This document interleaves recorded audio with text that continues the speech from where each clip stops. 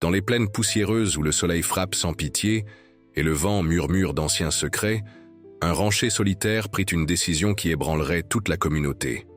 Sans héritier et portant le poids des années sur ses épaules, calleuse, il engagea une jeune orpheline pour travailler sur ses terres. Ce qui arriva ensuite transforma non seulement 2 vies, mais le destin d'une région entière où l'espoir semblait aussi rare que l'eau.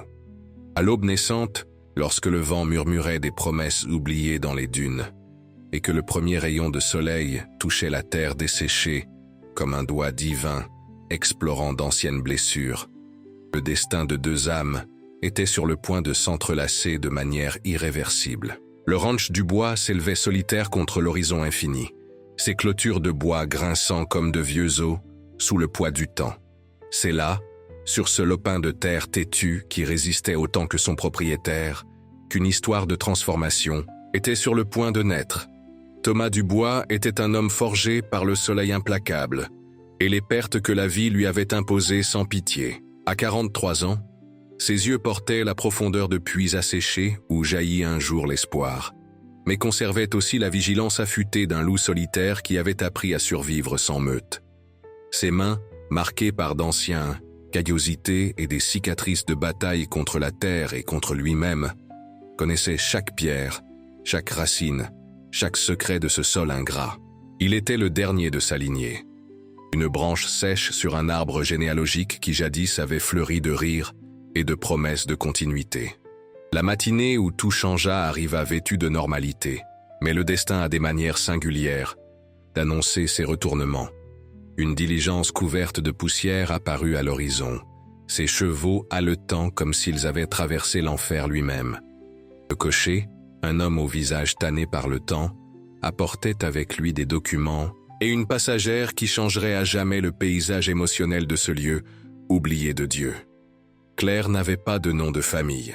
À 19 ans, c'était une survivante née, façonnée par les pertes précoces et la nécessité implacable de continuer à respirer dans un monde qui semblait déterminé à l'étouffer. Ses yeux, d'un brun profond comme la terre après la pluie rare, gardèrent des secrets et une détermination qui brûlait comme une braise cachée sous des cendres froides. L'orphelinat de Saint-Louis l'avait préparée au travail acharné, mais pas à ce qu'elle trouverait dans ce ranch isolé, où le silence criait plus fort que n'importe quelle foule. La première rencontre entre eux fut marquée par un incident qui définirait le ton de leur relation. La diligence, déjà chancelante après des jours de voyage sur des pistes hostiles, céda à 2 lieues du ranch. L'essieu arrière se brisa avec un craquement qui résonna dans la plaine comme un coup de grâce. Claire, projetée dehors avec le maigre bagage qui constituait tous ses biens terrestres, se retrouva sous le soleil de midi qui frappait comme un marteau de forgeron sur l'enclume du désert. C'est ainsi que Thomas la trouva. Il ne cherchait rien d'autre qu'un veau égaré lorsqu'il aperçut la petite silhouette essayant de soulever la diligence cassée de ses propres mains. La détermination désespérée dans son geste toucha quelque chose en lui. Une corde depuis longtemps silencieuse. Il s'approcha à cheval, l'ombre de l'animal et de l'homme tombant sur elle comme une bénédiction inattendue. L'eau qu'il offrit de sa gourde n'était pas seulement un liquide vital. C'était le premier geste d'une danse, complexe entre 2 âmes blessées, qui ne savaient pas encore qu'elles avaient besoin l'une de l'autre pour guérir. Claire but lentement, ses yeux ne quittant jamais les siens, mesurant, évaluant, cherchant des signes de danger ou de bonté sur ce visage marqué par le temps. Le silence entre eux parlait volume. Thomas n'était pas homme de beaucoup de mots, et Claire avait appris que le silence était souvent plus sûr que n'importe quelle conversation. Mais, lorsqu'il parla enfin, sa voix portait l'âpreté de la poussière et la fermeté de la roche. Il dit simplement que le ranch se trouvait plus loin et qu'elle pourrait s'y reposer jusqu'à ce que la diligence soit réparée. Le cocher, se remettant de sa frayeur, s'empressa d'expliquer la situation. Les papiers qu'il portait formalisaient un contrat de travail de 7 ans. Claire avait été engagée comme travailleuse pour le ranch du bois, un arrangement légal commun pour les orphelins sans ressources, mais qui causait encore des murmures et des regards de travers dans une société qui avançait hésitante entre l'ancien et le nouveau monde. La communauté d'eau froide, le village le plus proche à 3 jours de chevauchée, recevrait la nouvelle comme un coup de tonnerre dans un ciel serein. Un rancher solitaire engageant une jeune orpheline n'était pas quelque chose qui passerait inaperçu là où chaque vie était connue et disséquée comme les carcasses que les vautours laissaient dans les plaines. Le ranch Dubois se révéla aux yeux de Claire comme une forteresse de solitude. La maison principale, construite avec du bois et de la pierre arrachée à cette terre inclémente, s'élevait avec une dignité fatiguée. La grange, les corrals, chaque structure racontait l'histoire d'un homme qui avait construit un petit mais solide empire de ses propres mains pour découvrir seulement qu'il n'avait personne à qui le léguer. Dans les premiers jours, la tension planait entre eux comme la poussière qui ne retombait jamais complètement. Thomas désigna à Claire une chambre petite mais propre au fond de la maison. Une concession inhabituelle pour une travailleuse engagée. La plupart dormaient dans la grange ou dans des baraquements séparés. Mais quelque chose dans le regard de cette jeune femme, peut-être sa fierté blessée mais non brisée, le fit enfreindre ses propres protocoles. Le travail était rude. Claire découvrit des muscles qu'elle ne savait pas posséder en apprenant à s'occuper du bétail, à réparer les clôtures, à porter des ballots de foin qui semblaient peser autant que ses propres souvenirs. Thomas observait de loin, corrigeant, si nécessaire, mais la laissant principalement trouver son propre rythme. C'était comme dompter un cheval sauvage, pensait-il. Il faut de la patience et du respect pour l'esprit indomptable. Ce fut un après-midi particulièrement brûlant que le premier moment de véritable connexion eut lieu. Claire avait passé des heures à essayer de réparer une pompe à eau récalcitrante qui s'obstinait à ne pas fonctionner. La sueur coulait sur son visage, ses mains montraient déjà les premiers signes d'ampoule, mais elle ne renonçait pas. Thomas s'approcha silencieusement comme à son habitude, et sans dire un mot, s'agenouilla à ses côtés. Ensemble, en silence, ils travaillèrent sur le mécanisme bloqué. Ses mains expérimentées guidaient les siennes, inexpérimentées, mais déterminées. Lorsque l'eau jaillit enfin, cristalline et abondante, précieuse comme des diamants liquides, un sourire s'échappa des lèvres de Claire. Ce fut bref, mais Thomas le captura comme celui qui garde une pépite d'or trouvée par hasard. Cette nuit-là, il laissa sur sa table un livre, pas n'importe quel livre, mais un volume usé de poésie et de contes qui avait appartenu à sa mère. Claire le trouva en revenant de son dîner solitaire dans la cuisine. Les pages jaunies par le temps, mais les mots encore vivants et vibrants. C'était plus qu'un cadeau. C'était une permission de rêver, une reconnaissance qu'elle était plus que des muscles et de la sueur. La communauté commençait à parler. Lors de ses rares visites au village pour acheter des provisions, Thomas entendait les murmures. Certains, comme la vieille Madame Martinez qui administrait le magasin général, voyaient cela d'un bon œil.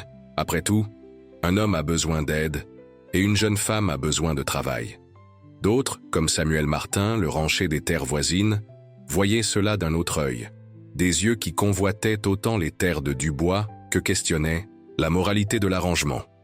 Martin était un serpent déguisé en homme respectable. Ses terres, bien que vastes, souffrirent de la mauvaise gestion et de la cupidité qui asséchait les puits plus vite que n'importe quel soleil. Depuis des années, il convoitait les terres de Dubois. Surtout l'accès à la rivière sèche qui, malgré son nom, conservait un filet d'eau même pendant les pires sécheresses. Les premières semaines se transformèrent en mois. Claire révéla des talents inattendus. Ses mains, qui initialement trébuchaient sur les tâches les plus simples, montrèrent une habileté surprenante avec les herbes médicinales. Elle connaissait des plantes que Thomas considérait comme de simples mauvaises herbes, les transformant en cataplasmes et en tisanes qui guérissaient aussi bien les maux de tête que les plaies infectées. Ce fut cette habileté qui provoqua le deuxième moment crucial dans leur relation. Et Claire, le cheval préféré de Thomas, tomba subitement malade. L'animal, un étalon noir comme la nuit sans lune, refusait nourriture et eau, ses yeux perdant leur éclat vital. Thomas, qui montrait rarement de l'émotion, était visiblement bouleversé. Ce cheval était plus qu'un animal, c'était un compagnon, un survivant comme lui. Claire passa 3 nuits aux côtés de l'animal. Ses petites mains préparaient des infusions, massaient les muscles tendus, murmuraient des mots de réconfort qui semblaient atteindre l'âme de l'animal. Thomas restait à proximité, faisant semblant de vérifier d'autres tâches, mais retournant toujours à la grange où elle montait la garde. Au 3e petit matin, Et Claire se leva. Tremblant d'abord, mais vite ferme, le cheval hennit doucement et accepta l'eau des mains de Claire. Thomas, qui s'était endormi, appuyé contre un ballot de foin, se réveilla au son. Le regard qu'ils échangèrent à ce moment, illuminé seulement par la faible lampe à huile, fut la première reconnaissance réelle que quelque chose avait changé entre eux. La saison sèche arriva comme un envahisseur implacable. Ce qui était auparavant terre dure devint une fine poussière qui s'infiltrait par chaque fissure, couvrant tout d'une pellicule de désespoir. L'eau, toujours précieuse, devint plus précieuse que l'or. Les puits commencèrent à montrer des signes d'épuisement, et la tension dans la région grandit comme les fissures dans la terre desséchée. C'est alors que Thomas découvrit la trahison. Les eaux de la rivière sèche, qui devaient couler partiellement sur ces terres, étaient déviées. Des barrages improvisés, construits pendant la nuit comme œuvre de voleurs, volaient le précieux liquide avant qu'il n'arrive sur les terres de Dubois. Les empreintes de pas conduisaient inévitablement aux terres de Martin. La colère de Thomas brûla silencieuse, mais intense, comme les braises que Claire maintenait vives sous les cendres. Son premier instinct fut de prendre son fusil et de régler la question comme les hommes de sa génération avaient appris à régler les différends. Mais quelque chose l'arrêta. Peut-être était-ce le regard inquiet de Claire quand elle le vit vérifier les armes, ou peut-être était-ce le changement subtil qui s'opérait dans son propre cœur.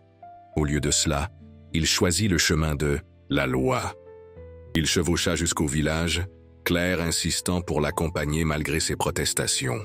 Le voyage de 3 jours sous le soleil implacable fut un test de résistance, mais aussi une opportunité. Aux haltes, ils conversaient. De petites révélations émergeaient comme des fleurs dans le désert après la pluie rare. Claire raconta l'incendie qui avait emporté ses parents quand elle n'avait que 7 ans. Comment l'odeur de fumée la faisait encore se réveiller en panique. Comment elle avait appris à lire cachée à l'orphelinat, volant des moments avec des livres mis au rebut. Thomas, à son tour, parla de la femme qu'il avait perdue en couche, emportant avec elle le fils qui aurait été son héritier. Comment pendant des années, il avait blâmé Dieu, la terre, lui-même. La nuit de la 2e halte, campé sous un ciel si vaste qu'il semblait écrasé par son infinitude, Claire demanda pourquoi il l'avait engagé. La réponse de Thomas vint après un long silence, les mots luttant pour sortir comme l'eau d'un puits presque asséché. Il dit qu'il y avait quelque chose dans ses yeux le jour où il l'avait trouvé sur la route. Un refus de se rendre qu'il reconnaissait, parce que c'était le même qui le maintenait debout chaque matin. Le shérif à eau froide était un homme juste mais fatigué. Jacques Bernard avait vu trop de la nature humaine pour garder des illusions, mais croyait encore en la loi comme le dernier bastion entre la civilisation et le chaos. Il écouta la plainte de Thomas, examina les preuves, mais avertit que sans preuves concrètes, il serait difficile d'agir contre Martin, un homme avec des connexions et de l'argent. Ce fut Claire qui suggéra de chercher dans les registres anciens du village. Son expérience à l'orphelinat, où elle avait appris à naviguer dans la bureaucratie pour obtenir le minimum nécessaire, se révéla précieuse. Ensemble, elle et Thomas passèrent des jours dans la petite bibliothèque du tribunal, respirant la poussière de décennies et d'histoires oubliées.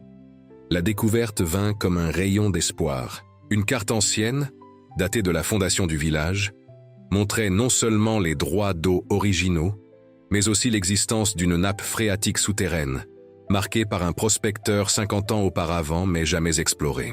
L'emplacement était sur les terres de Dubois, dans une zone rocheuse considérée improductive. Le voyage de retour fut différent. Il y avait maintenant un but partagé, une espérance tangible. Mais il y avait aussi quelque chose de plus, subtil comme le changement de direction du vent avant la tempête. Les regards duraient un peu plus longtemps. Les silences étaient confortables, au lieu d'être tendus. Et lorsque Claire trébucha dans une descente abrupte, la main de Thomas était là, ferme et protectrice. Le travail d'excavation commença, immédiatement. Thomas engagea 2 hommes du village, des vétérans de confiance qui connaissaient autant les pierres que la loyauté. La zone indiquée sur la carte était en effet inhospitalière, un amas de roches et d'arbustes épineux qui semblèrent garder leurs secrets avec les ongles et les dents. Les jours passèrent. Les mains déjà calleuses acquirent de nouvelles blessures. L'espoir commençait à faiblir comme une flamme au vent, lorsque la pioche de l'un des hommes produisit un son différent. Pas le choc sourd contre la roche solide, mais un écho creux qui parlait d'espace vide. L'excitation s'empara du groupe comme une fièvre. Claire fut la première à voir l'eau lorsqu'ils rompirent finalement la dernière couche de roche. Cristalline et abondante, elle jaillissait d'une source souterraine, comme si elle avait attendu un demi-siècle pour ce moment. Ses cris de joie résonnèrent dans les collines, et Thomas, normalement contenu, laissa échapper un sourire qui transforma son visage comme le soleil transforme le paysage après la tempête. Mais Martin n'était pas homme à accepter les défaites. Spacieusement, les nouvelles de la découverte d'eau sur les terres de Dubois se répandirent, comme un feu dans l'herbe sèche. Pour un homme dont la cupidité avait asséché non seulement les puits, mais aussi toute trace d'humanité, cela était intolérable. Les premiers signes de problème vinrent subtilement. Des clôtures coupées pendant la nuit, du bétail dispersé, de petits actes de sabotage qui pourraient être attribués à des vandales ou à des animaux sauvages. Thomas augmenta la vigilance, mais avec seulement lui, Claire et les deux travailleurs, il était impossible de surveiller tout le périmètre du ranch. Ce fut un après-midi où le ciel prit des tons de cuivre et de bronze, annonçant une tempête que Claire fit une découverte perturbante. Suivant la trace de quelques têtes de bétail égarées, elle trouva des preuves d'un campement récent. Des restes de feux de camp, des empreintes de pas de plusieurs hommes, et plus préoccupant, des douilles de fusils vides. Elle courut de retour au ranch, le cœur battant comme les sabots de 1000 chevaux sauvages. Thomas était dans la grange, se préparant pour la traite de l'après-midi. En entendant son récit, son visage prit la dureté du granit. Il connaissait les méthodes de Martin, savait que l'homme intensifiait ses tactiques. Cette nuit-là, tandis que le vent hurlait des promesses de violence, ils préparèrent les défenses. Les deux travailleurs furent envoyés au village, ostensiblement pour chercher des provisions, mais en réalité pour alerter le shérif. Thomas et Claire restèrent, une décision qu'elle insista pour prendre malgré ses protestations. La tempête arriva avec la fureur d'un titan enragé. Ce n'était pas seulement du vent et de la poussière, c'était un mur solide de sable qui transformait le jour en nuit et faisait de chaque respiration une bataille. La visibilité tomba à zéro, les sons déformés par le hurlement incessant de la nature en furie. Au plus fort du chaos, l'attaque vint. Des silhouettes sombres émergeant du rideau de poussière comme des démons de l'enfer lui-même. La grange fut la première cible, des torches lancées malgré le vent essayant d'éteindre les flammes dès leur naissance. Thomas courut combattre le feu, laissant Claire dans la maison avec un fusil qu'elle savait à peine manier. La lutte fut désespérée. Thomas, partagé entre combattre les flammes et repousser les envahisseurs, se vit bientôt dépassé. Un coup de crosse le jeta à terre, le sang se mêlant à la poussière sur son visage. Ce fut alors que Claire agit. Pas avec le fusil, que ses mains tremblaient trop pour viser, mais avec la ruse née de la survie. Elle connaissait chaque recoin du ranch après des mois de travail. Utilisant la tempête comme allié, elle se déplaça comme un fantôme entre les structures. L'ancien puits, presque sec mais avec une chute de 10 mètres, devint un piège. Cris et provocations attirèrent les poursuivants dans l'obscurité, où le sol cédait sous leurs pieds. Mais sa manœuvre la plus audacieuse changea le cours de la bataille. Un groupe de voyageurs, des marchands qu'elle avait remarqués camper, à une demi-lieue de là ce matin-là, pourrait être son salut. Risquant tout, elle monta Claire et galopa à travers la tempête, le cheval lui faisant confiance comme elle lui avait fait confiance pendant sa maladie. Les marchands, des hommes, rue de Maisonnette, n'hésitèrent pas à aider. L'arrivée de renforts, même s'il n'y avait que 5 hommes armés, fut suffisante pour renverser la vapeur. Les hommes de main de Martin, lâches face à une résistance réelle, se dispersèrent dans la tempête comme des rats. Claire trouva Thomas tombé près de la grange partiellement brûlée. La coupure sur sa tête saignait abondamment, mais il était conscient. En la voyant, il tenta de parler, mais elle le fit taire d'un geste. Avec une force qu'elle ne savait pas posséder, elle le traîna jusqu'à la sécurité de la maison, tandis que les marchands poursuivaient les derniers envahisseurs. Dans cette cuisine, éclairée seulement par des bougies tandis que la tempête faisait rage dehors, quelque chose de fondamental changea. Tandis que Claire nettoyait ses blessures avec des mains qui avaient finalement cessé de trembler, Thomas lui tint le poignet. Ses yeux, généralement durs comme la pierre, montraient une vulnérabilité qu'il avait enterrée avec sa femme des années auparavant. Les mots qu'il dit furent simples, mais lourds comme des nuages d'orage. Il la remercia non seulement d'avoir sauvé sa vie, mais d'avoir ramené la vie au ranch, à lui. Claire, dont les propres défenses avaient été abattues par l'intensité du moment, permit à une larme de s'échapper. C'était la première qu'elle versait depuis le jour où elle avait quitté l'orphelinat. Le matin révéla l'étendue des dégâts et des changements. La grange était partiellement détruite, quelques têtes de bétail perdues, mais le ranch demeurait. Plus important, Martin avait été capturé par les marchands alors qu'il tentait de fuir. Dans son désespoir, il confessa ses crimes, y compris le détournement d'eau et l'attaque du ranch du bois. Le shérif Bernard arriva à midi avec une suite. L'arrestation de Martin fut rapide et définitive. Mais plus significatif fut ce qui arriva ensuite. Les voisins, dont beaucoup s'étaient tenus à distance de l'arrangement entre Thomas et Claire, commencèrent à apparaître. Ils apportaient outils, matériaux, mains prêtes à aider à la reconstruction.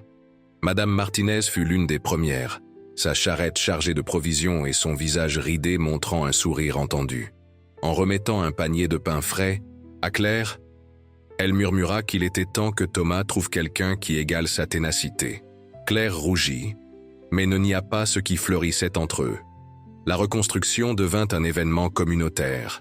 Des hommes qui n'avaient été que des connaissances lointaines travaillaient côte à côte avec Thomas. Des femmes qui avaient murmuré sur la nature de l'arrangement conversaient maintenant avec Claire sur des recettes et des remèdes maison.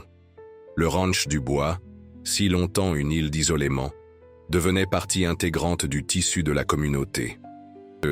Fut pendant cette reconstruction que le troisième moment crucial entre Thomas et Claire arriva. Ils travaillaient tard, les autres étaient déjà partis, quand ils trouvèrent une boîte parmi les décombres de la grange. À l'intérieur, des photographies et des lettres que Thomas pensait perdues.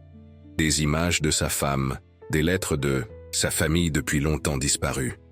Thomas tint une photographie de main tremblante. Claire, respectant sa douleur, commença à s'éloigner, mais il la retint. D'une voix rauque, il partagea des souvenirs qu'il avait enfermés avec les images. Il parla de rêves détruits, de la peur d'en construire de nouveaux. Claire écouta, sa présence un baume silencieux. Lorsqu'il eut terminé, le silence plana, lourd mais non inconfortable. Claire partagea alors sa propre boîte de souvenirs invisibles. Elle parla des parents dont elle se souvenait à peine, des nuits à l'orphelinat, rêvant d'un endroit auquel appartenir, de la peur constante que tout bonheur serait temporaire. Leurs mains se rencontrèrent sur la table poussiéreuse, entre les photographies du passé et les outils de l'avenir. Il n'y eut pas de déclaration dramatique, juste la compréhension mutuelle de deux âmes qui avaient trouvé en l'autre un port sûr au milieu des tempêtes de la vie.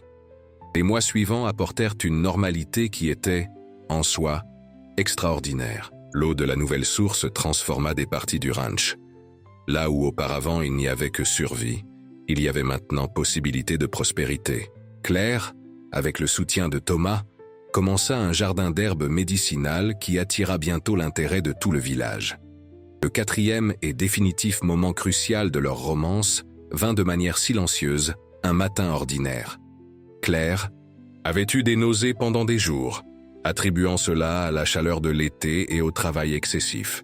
Ce fut Madame Martinez, lors d'une de ses visites fréquentes, qui suggéra avec un sourire entendu qu'il y avait peut-être une autre explication. La confirmation vint par le médecin du village, le même qui avait douté du rétablissement que Thomas. Claire était enceinte. La nouvelle frappa Thomas comme un éclair, mais cette fois de pure joie mêlée de terreur. À 44 ans, il aurait une autre chance d'être père. Les mois suivants furent ceux d'une préparation soignée. La chambre qui avait été celle de Claire à son arrivée fut transformée en chambre de bébé. Thomas, dont les mains ne connaissaient que la dureté du travail avec le bétail et la terre, apprit à travailler le bois avec délicatesse, créant un berceau qui était une œuvre d'amour. Claire continua forte, adaptant son travail à la nouvelle réalité. Les femmes du village, auparavant distantes, l'entouraient maintenant de conseils et de soins.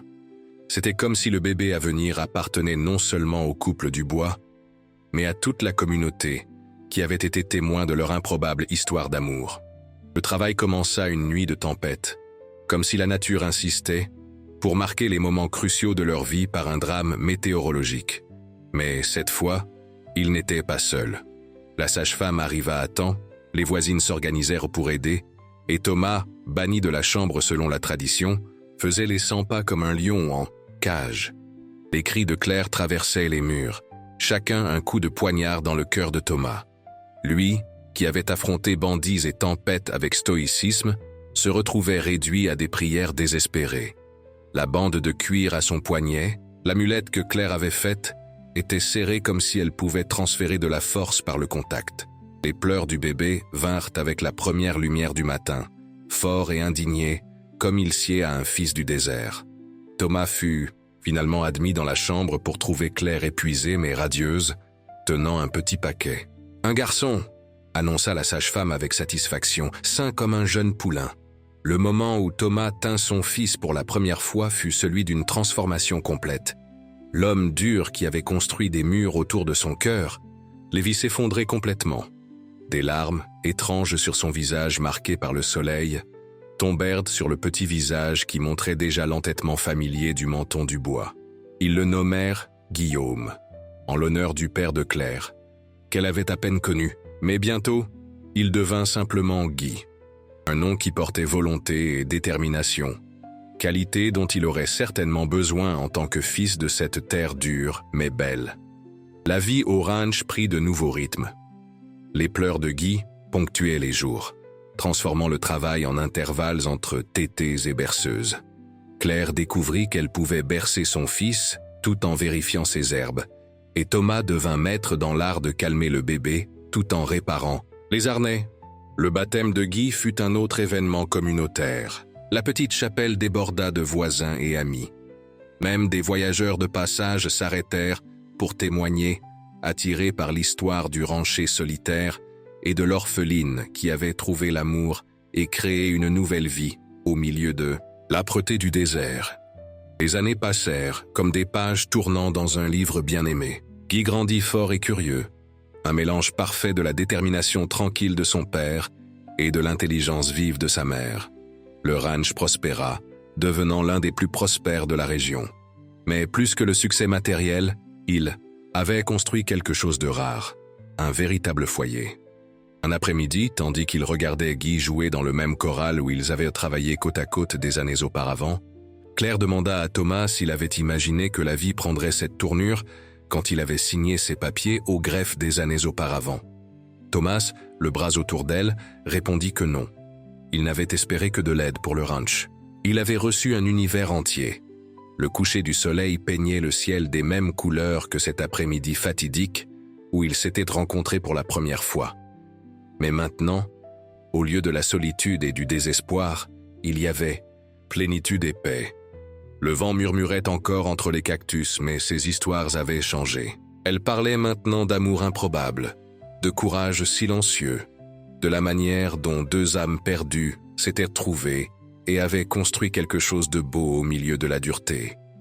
Le ranch du bois demeurait un témoignage que les plus grands chocs de la vie sont souvent ceux qui nous mènent exactement là où nous devons être. La communauté qui avait murmuré scandalisée au sujet du rancher engageant une orpheline racontait maintenant l'histoire comme une légende d'espoir.